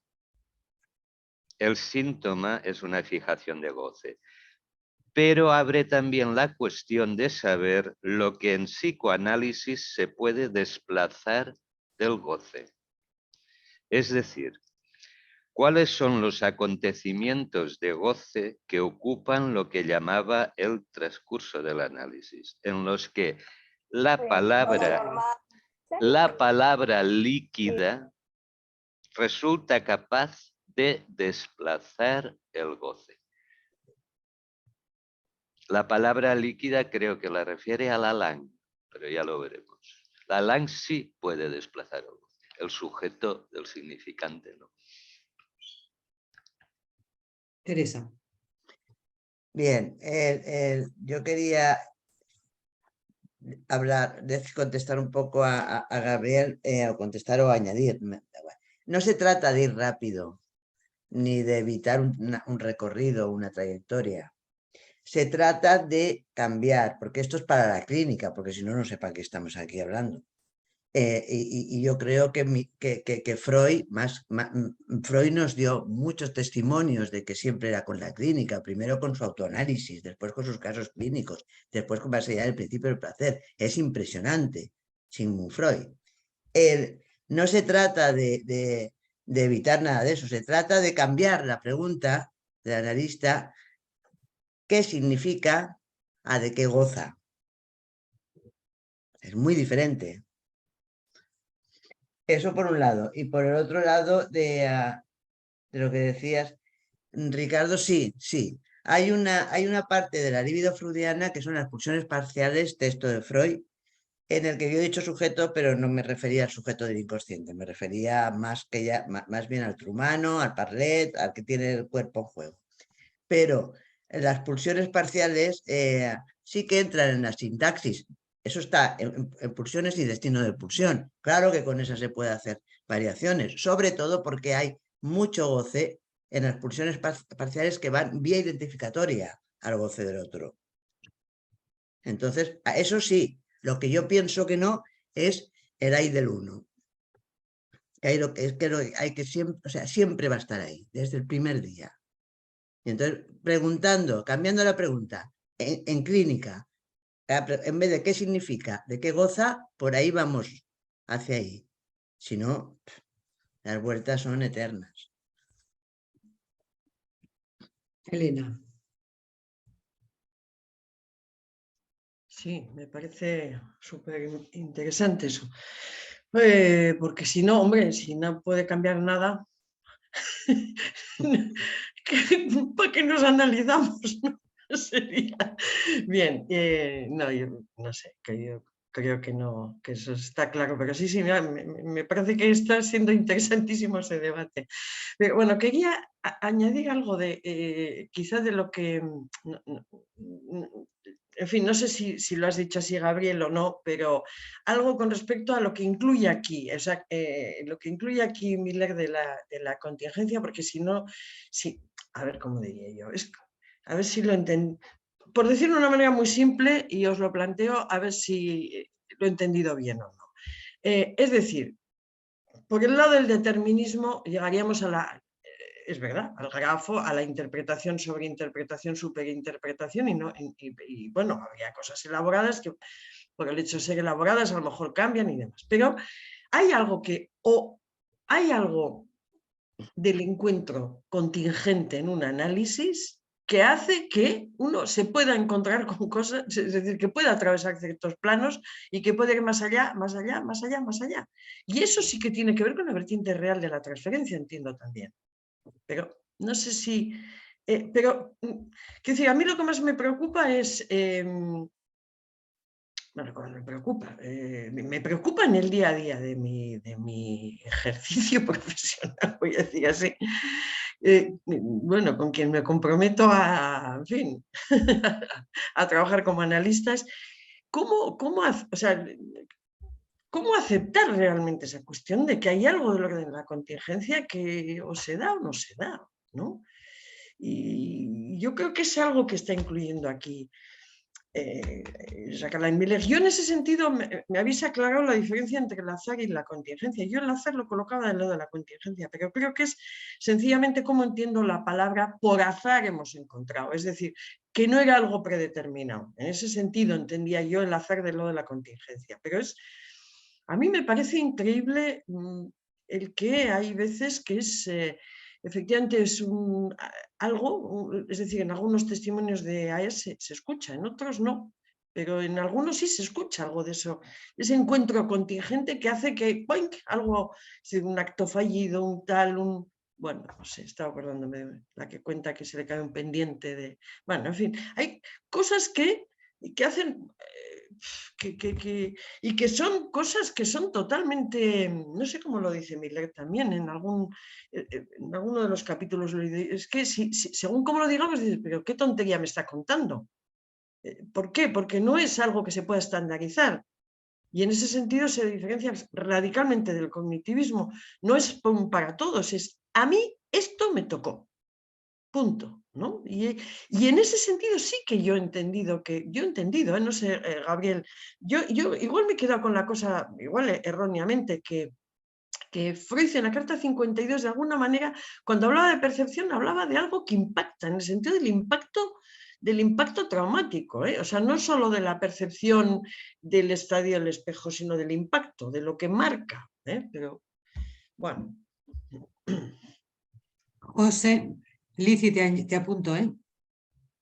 Sí, solo marcar que cuando Miller dice la contingencia es lo que está antes de lanzar la moneda, me parece que nos da una indicación clínica muy importante, ¿no? Es decir, porque precisamente en ese sentido no se va a captar eso con ninguna sintaxis, mientras que el azar podría ser susceptible de ser captado en las redes de la sintaxis, pero como ya jugado, lo diría así, ¿no? Es decir, es después de que hay la sintaxis que uno puede decir, bueno, esto fue por azar. Que cayera cara o cruz la moneda, en tanto se inscribe en una sintaxis como cara o cruz, como 1 o 0, como más o menos, que son los distintos recursos que usa Lacan, me parece eso se puede hacer del lado del determinismo. Pero, ¿por qué cae una moneda, cara o sello? Eso no es indeterminable. Es decir, entonces, en ese sentido, es una neta contingencia, ¿no? Y la otra cosa que me parece que es importante es que, bueno, que es la experiencia de esa imposibilidad, de hay ausencia, lo que permite, en todo caso, pasar del determinismo significante a los asuntos del goce. Me parece que la pregunta que plantea Teresa es fundamental, es decir, todavía con el significante y el goce como separados, es decir, ¿qué significa dar paso a de qué goza?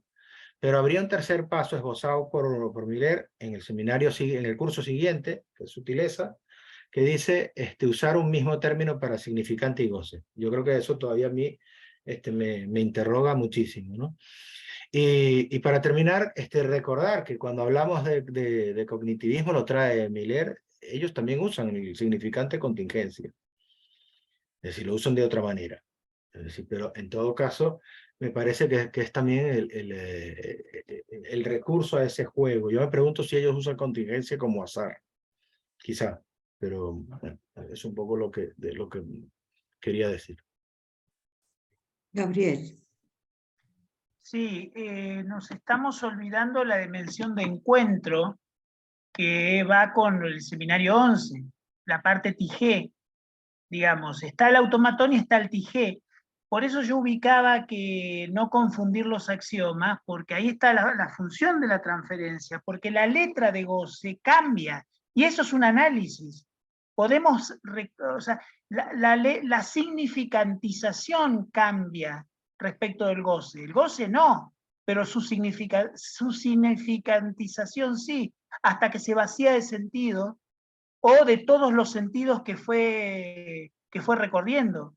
Por eso me parece importante ubicar la axiomática en función de, obviamente, porque también retorna la contingencia en el amor, en la palabra de amor. Y si el amor, ¿qué es? Es palabra de amor más el efecto de la transferencia. ¿Me explico? Que alude a cuestiones sin sentidos del orden del cuerpo. Entonces, por eso no olvidar lo simbólico, no degradarlo. Por supuesto que no tiene primer plano, pero es una consistencia que no hay que dejarla librada a la mera retórica, digamos, porque precisamente Rorty y compañía toman la contingencia, pero a partir del yo. Por eso se juntan con Taylor y hablan del yo, pero ahí no hay sujeto dividido, ahí no hay spaltum, ahí no hay goce y mucho menos tratamiento por la palabra. Lici, que habías levantado la mano, y luego Teresa. Sí, no, yo quería decir con respecto a lo que decía Teresa de para qué nos sirve esto clínicamente, ¿no? Entonces, mientras escuchaba toda la conversación, yo pensaba, ¿no?, en la época dulce, tanto para el paciente, o para que en ese momento quizás sea paciente, y para el analista, ¿no?, de la parte del goce del inconsciente, de la significación, de los efectos terapéuticos, ¿no?, que por supuesto alivia tanto al analizante como al analista. Y hoy en día, no sé, es decir, uno se encuentra con gente que viene ya mostrando una forma de gozar, y quizás un sujeto que ni aparece, es decir, o sea, que quizás sea este el concepto de parletre, ¿no? Es decir, todo cuerpo gozando, ¿no? Entonces, es decir, y la angustia, por lo menos mía, con respecto a veces con algunos pacientes, que lo único que puedo hacer es cortar ahí la sesión. Un ejemplo, una chiquita, no tan chiquita, de 30 y, que nunca ha estado con un chico ni con una chica, trae un recuerdo, es decir, porque aparte ella todo el tiempo habla, soy una persona X, soy una persona, todo el tiempo hablando de cómo ella es. Ya termino, ¿eh?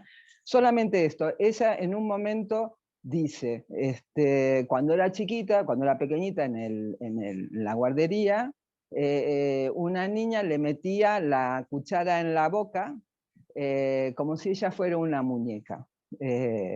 Y ahí le corté la sesión, porque es decir, en el sentido de que ahí había un goce de ser una muñeca o no sé qué, y a ver qué avanza de ahí, pero el no intentar ni historizar, ni, no sé, es decir, es esperar que algo acontezca con actos que uno tiene y punto. No sé si estoy diciendo una tontería, pero recuerdo la tranquilidad de antes mía, es decir, la alegría de los efectos terapéuticos, es decir, que no los desprecio ni en carne propia ni en mi propio análisis, pero evidentemente hay una gran diferencia en donde, como decía, creo que, no sé cómo se llama el señor que hablaba de que es como uno se ubica con respecto al goce, es lo que uno logra en análisis, digamos, más allá de la historización de uno y de los efectos terapéuticos, ¿no? No sé, eso quería decir. Nada más. Gracias, Liti. Teresa. Sí, yo quiero retomar y poner en valor como una guía que continúe la pregunta de Elena, porque si eso no lo tenemos ahí, no sé qué vamos a hacer. ¿Por qué nos analizamos? Eso es una cuestión que, o sea, el análisis la cara habla de la cura, pero esto no es una cura. Que la gente se olvide de los efectos de cura. Pero lo que sí que va a ocurrir es que la vida de una persona va a cambiar cuando se psicoanaliza. Entonces, yo muchas veces, como vengo de la medicina, digo, esto no es una cura en el sentido de que tienes una enfermedad, se diagnostica, se cura y te vas. No. O sea, esto vamos a ver cómo dejamos a ti que rija no lo que uno quiere de ti, lo que tú quieres de ti, lo que espera que se espera de ti, en fin, todos esos rollos que hay, y vamos a ver lo que tu inconsciente guíe. Pero tu inconsciente, yo no lo digo, pero sí que lo pienso, planteándome yo de qué goza, que lo ha expresado muy bien Lizzy en su ejemplo, con el corte. Eso lo quería decir por una parte, y por otra parte quiero decir a Gabriel, no sé quién ha hablado de la transferencia, pero tener en cuenta que la transferencia, la TDE también la cuestiona. Y esto es importante, porque es que si nos ponemos la transferencia a la antigua, el psicoanalista se ubica bien en la transferencia, se ubica mal y por eso al final se convierte en un desecho, objeto pequeño A, que se tira para ti, para tan. Pues bien, va a ocurrir eso. Eso es una especie de cuento y está ahí. Si nos ponemos, o sea, si dejamos de eso y llevamos toda transferencia al psicoanálisis, y ya estoy hablando de los analizantes, no solamente de los analistas, usted le pide al psicoanálisis esto. No a mí, al psicoanálisis. Es otra otra versión también de poder hacer las cosas. Entonces esto, y luego hay que tener también en cuenta en un análisis que hay cosas que se van a tener que abandonar. Cuando Freud dice muy en serio, el Edipo no se cura, y pongan ustedes en el Edipo lo que esté de moda ahora, da igual, es que uno va a tener que tomar la decisión de abandonar o no abandonar ciertas cosas. No es que se va a curar y va a resultar más fácil, no. Hay veces que, y la gente lo dice, me estoy harto de repetirme, y entonces ahí hay que abandonar. ¿O no? Pero bueno, la vertiente clínica creo que si nos separamos de ella no, pues podrá ser otra cosa, pero no psicoanálisis.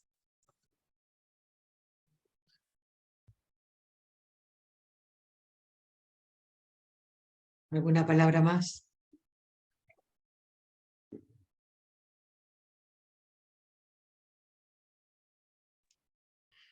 Puedo.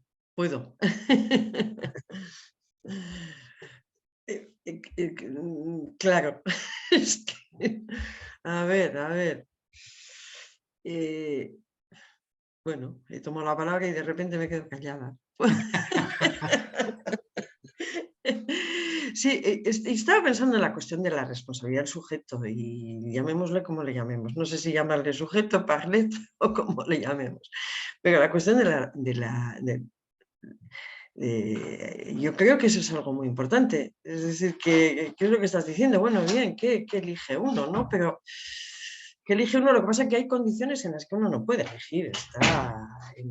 Está en la repetición, pero también es verdad que hay algo en un momento dado, uno puede también elegir aceptar lo que se está encontrando, incluso aceptar las pérdidas que uno va haciendo en ese atravesamiento, lo que va perdiendo, o hay quien se agarra a eso y no lo quiere soltar y no lo soltará jamás, ¿no? Entonces, es verdad que el poder llegar al final de análisis es aceptar pérdida tras pérdida, pero no lo digo en el sentido depresivo, sino es un aligera,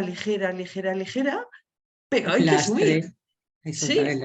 Sí, y yo creo que, vamos, yo estoy hablando por mi experiencia también, vamos, fundamentalmente creo que desde mi experiencia, pero es verdad que está esa lección y llegar ahí al final, yo creo que es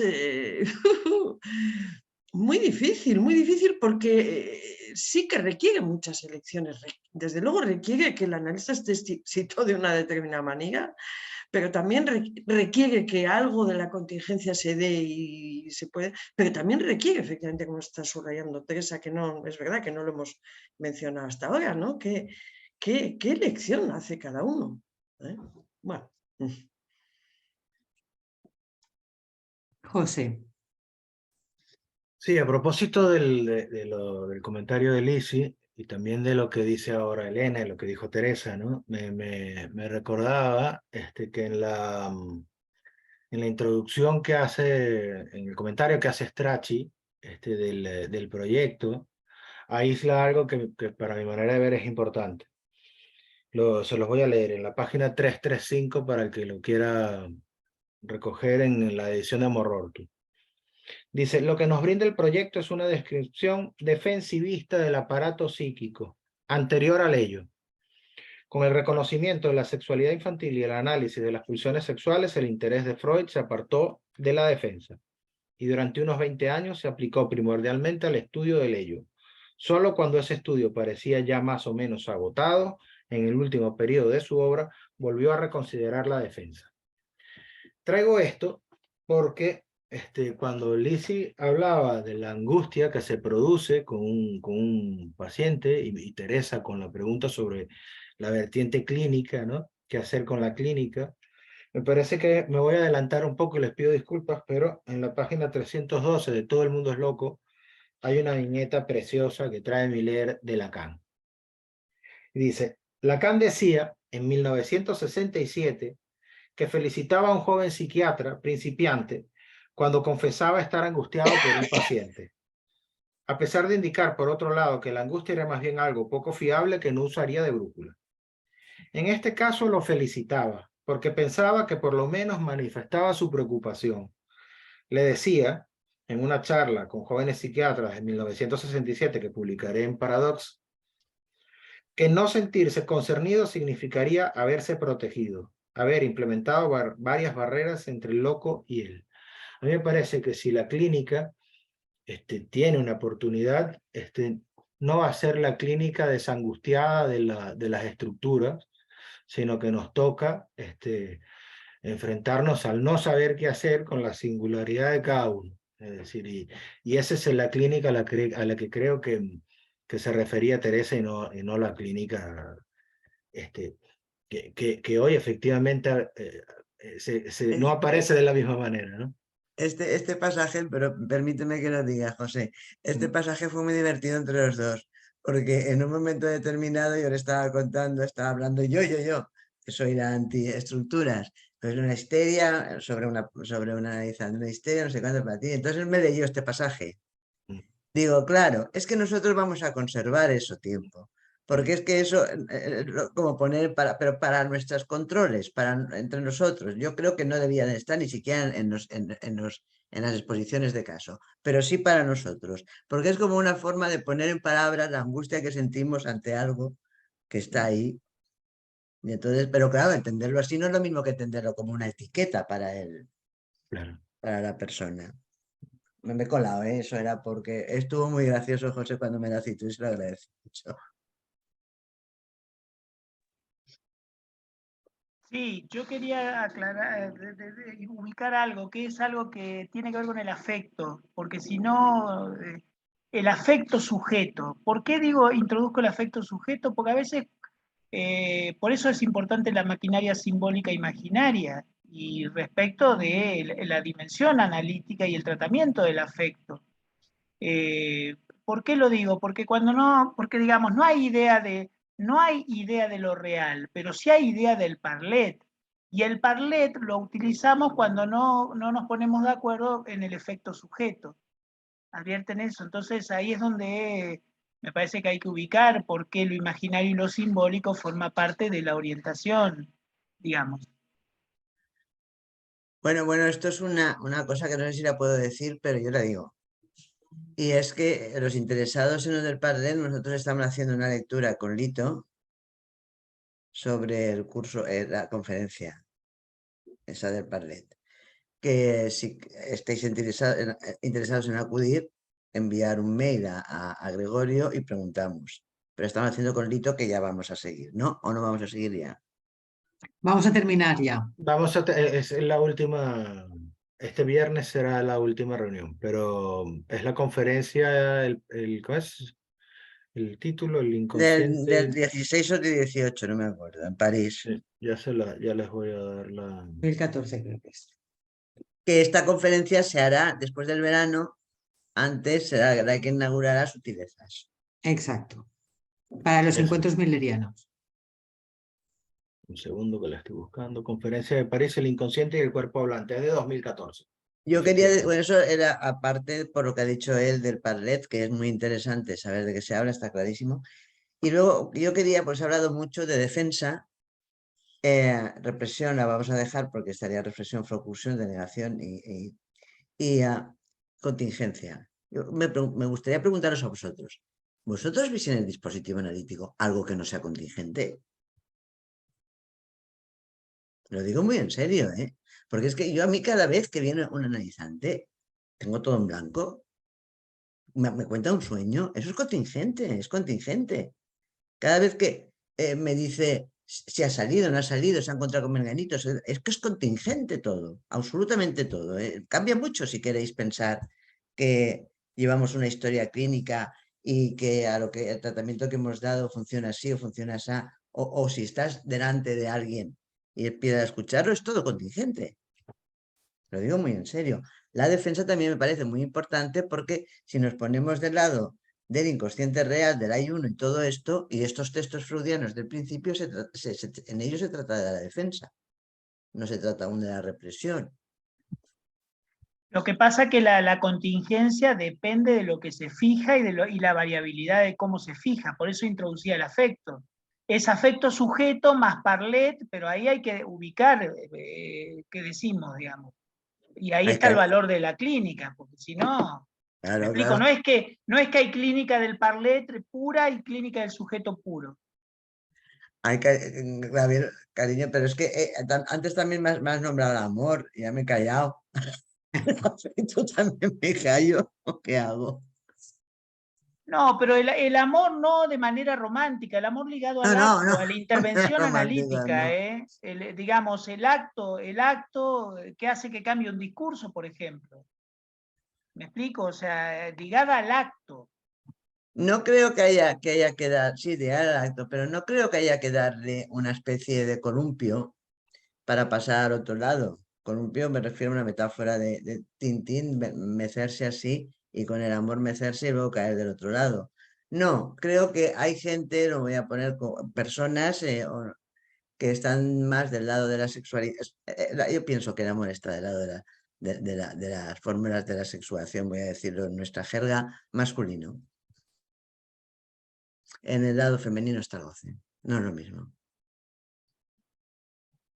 Sí, sin embargo, es Está interesante. del lado de lo fálico, perdón, del lado de lo Sí, fálico, sí, podemos decir. claro, es que Exacto. no, y muy amor y muy digno, muy digno, porque es que lo fálico es a veces que dices, oye, está en pleno Edipo, pues sale estupendo que siga, que es una suerte tenerlo.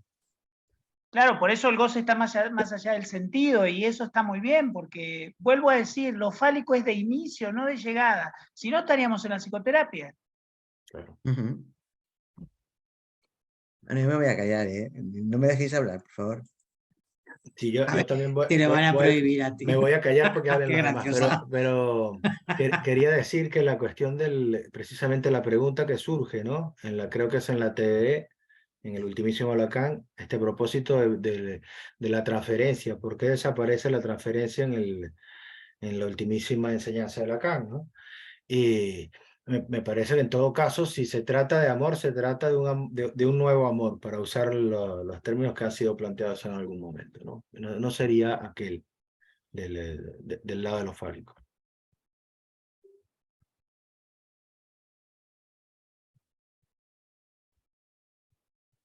Ahora se callan todos. No, pero espérate, no sería aquel, pero no es sin él, porque precisamente, vuelvo a decir, el fi mayúscula es de inicio, no de llegada. Y esto comporta toda la clínica del acto, ¿me explico? Porque los amarres, los desamarres, la erotomanía, ¿cómo lo tratamos si no? Advierten esto, por eso digo, no es sin él, pero es punto de inicio entre lo real y lo imaginario simbólico, Sí, para sí, de volver a acuerdo, lo de acuerdo. real, digamos. Sí, sí, sí. Ricardo. Sí, yo es breve. Lo pondría un poco ese amor más digno del que habla Lacan, del lado de cómo lo define en el Seminario 24. El amor es una significación vacía. En tanto como significación vacía permite la palabra del analizante. Es dejar vacío la significación. Ya no es el hacer al uno del amor y todo eso. Elena. Teresa, lo que has planteado, a ver si en nuestra clínica no vemos algo del determinismo. Yo ojalá, me encantaría decir lo mismo que tú. Y en esos ejemplos que pones me parece muy interesante porque es verdad que según como los leamos, inclinamos las cosas de un lado o de otro. Eso está clarísimo.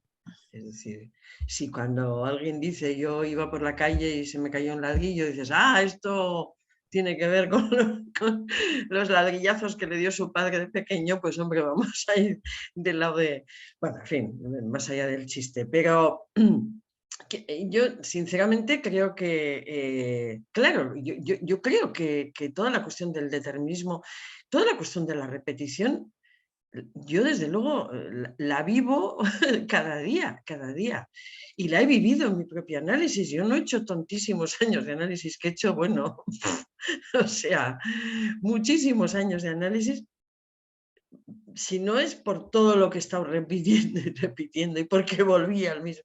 En fin, volvía de otra manera, mucho más reducidito, pero otra vez me volví a encontrar con y no puede ser otra vez lo mismo, ¿no?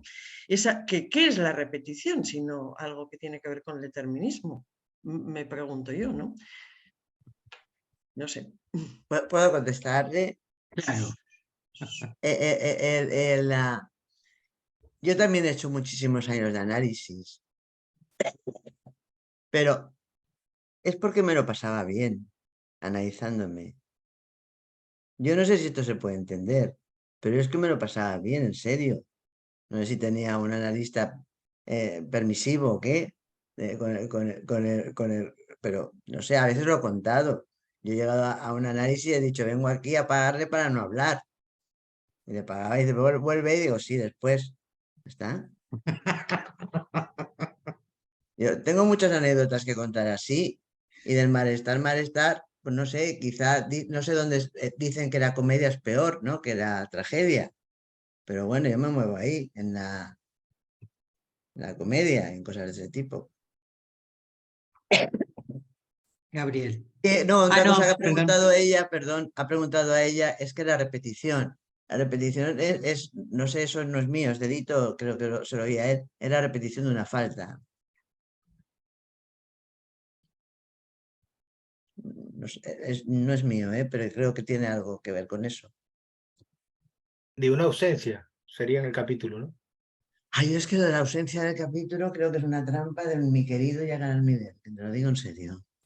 Lo que pasa que es como... No me nombréis este capítulo, que es que le tengo manía. Pero Perdona, es como experiencia de esa ausencia, y ahí es donde precisamente vuelvo a la carta robada.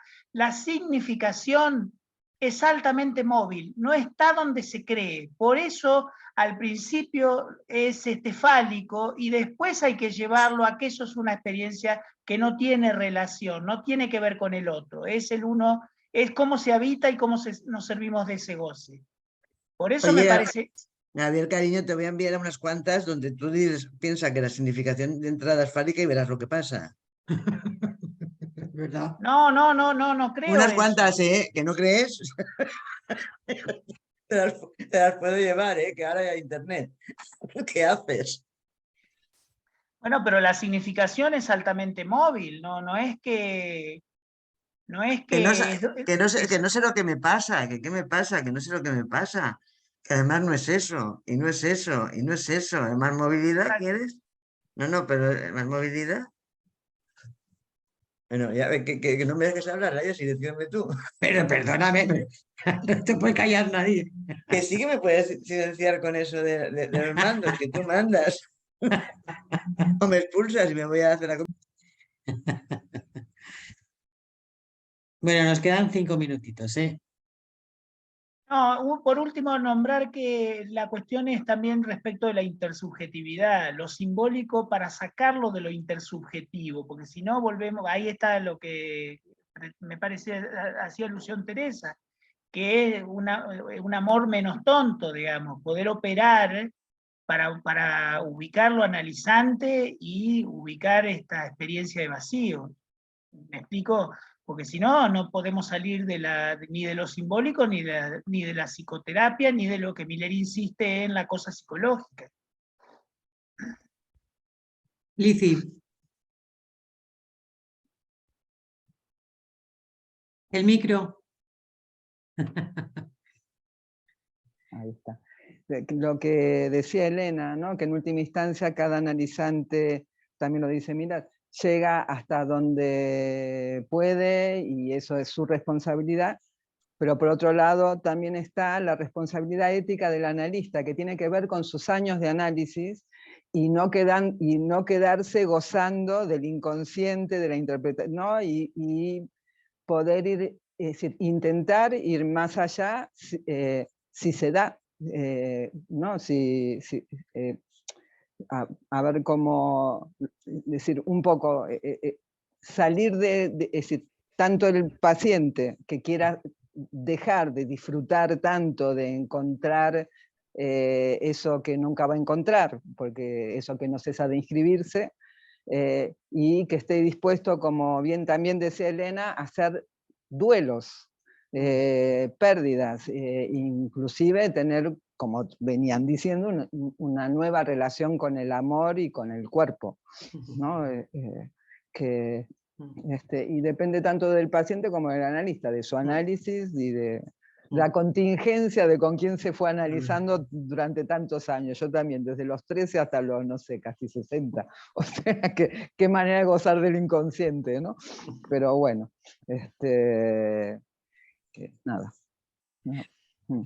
Elena. Una cosita nada más, me ha gustado mucho, me ha intrigado y seguiré estudiando esta cuestión de la repetición, porque la repetición efectivamente estaba pensando cómo aparece en la demanda, ¿no? Aparece en la demanda. Y es la demanda de, a ver, deme lo que no me dieron, dígame lo que no me dijeron, no me quisieron lo suficiente, no me dieron tal, no me... Es esa cuestión de lo que aparece en la demanda, ¿no? Que entonces, se puede entender desde los significantes que aparecen en la demanda, pero también es verdad, desde el vacío, desde del nunca es bastante. Y hay una cosa solo de lo que estamos hablando, a mí hay algo que bueno, lo voy a decir porque quiero, ya está. Yo creo que hay algo del orden, para mí, que es un poco lo que introduce este capítulo, para mí, a mí me ha hecho pensar que no le tengo tanta manía. Me ha resultado dificilísimo y no puedo hacer una síntesis del capítulo. Me he quedado con esto. Pero hay una cosa que me ha hecho recordar y es algo de lo vivo que es un análisis en el que se tiene en cuenta la contingencia, y doy fe que he tenido la suerte del buen encuentro. Y eso no se paga con nada. Y eso para mí es lo que hace que siga donde estoy y que tenga mucho interés en entender qué ha pasado y cómo es algo que se puede transmitir a otros y cómo podemos hacer que el psicoanálisis siga. Entonces, bueno, pues no sé. Y aquí también se da para mí algo de esa gracia del buen encuentro, que os quería agradecer.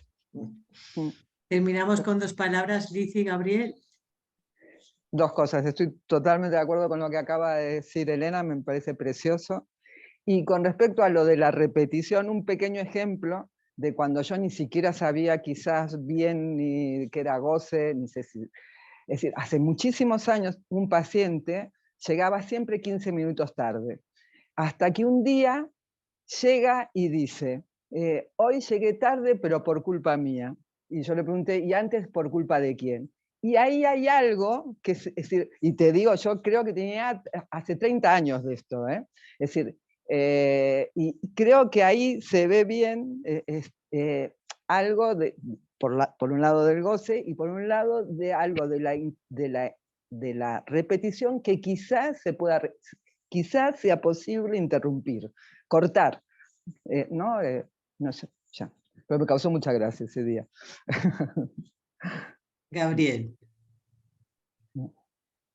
El micro, Gabriel. No, 2 cosas muy sintéticas. Primero, la petición que insiste, la repetición, la petición que insiste de la demanda de la necesidad del goce, podemos decir, anterior, ¿no? Y por otro lado, que no quería descuidar, que no hay que dejarse dividir en esta clase, porque si no, no se puede ir ni para atrás ni para adelante. Dejarse dividir y plantear esa división en lo posible, y yo creo que este grupo lo logra, si no, no podríamos estar ubicando esto que decimos. Y por último, ubicar qué erudición es la de Miller, porque también entre nosotros está como, hay tanta frase hecha que se negativiza la erudición, pero hay que poder pensar la erudición de Miller, porque no está desprovista de una posición de humildad, que no es la de la jerga. Paco, que te guardas la palabra para cuando nos tenemos que ir. El micro para empezar. El micro, Paco. Si quiere nos vamos y dejamos la palabra para otro día. No, vamos a ver. Lo de la palabra para ahora es porque durante toda la sesión había muchas ocasiones de intervenir, pero como lo hacían otros que lo hacían muy bien, digo, pues para qué insistir en lo que ya está bien. Pero ahora al final lo que me ha sugerido así, y no sé si tiene que ver con estos capítulos o con todo el análisis, es lo que Liz ha hablado, creo que Teresa también lo ha nombrado y Isabel también, es que en eso de la contingencia, en eso de que el análisis no se sabe nunca por dónde empezar y no acabar cuando viene el paciente, etcétera, etcétera, si en esos momentos no tenemos que ver con la soledad del analista. Sí, sí, muy bien, muy bien. Y por suerte la supervisión. Pero claro, es una soledad entrenada, Paco, porque por eso estamos tantos años de análisis, por eso es tan difícil la cosa de que se va a perder el psicoanálisis en la cultura per se. Esto me parece que no es menor, ¿eh? Lo que pasa es que no hablamos analíticamente de esto, lo hablamos afectivamente. Pues eso me ha sugerido un poco esta clase de hoy, y lo decía por el tema de la subjetividad del analista, ¿no? En estos debates, ¿no? Que si uno no se abre, pues es una repetición de una clase universitaria, ¿no? En ese sentido. Bien. Estamos fuera de tiempo, mando la grabación. Nos vemos el día 22 con las clases 11 y 12, Ricardo y Cecilia. Y hoy por la tarde. Hoy es el surco, eso es independiente. Hoy es el surco. De acuerdo, gracias a todos y a todas. Adiós.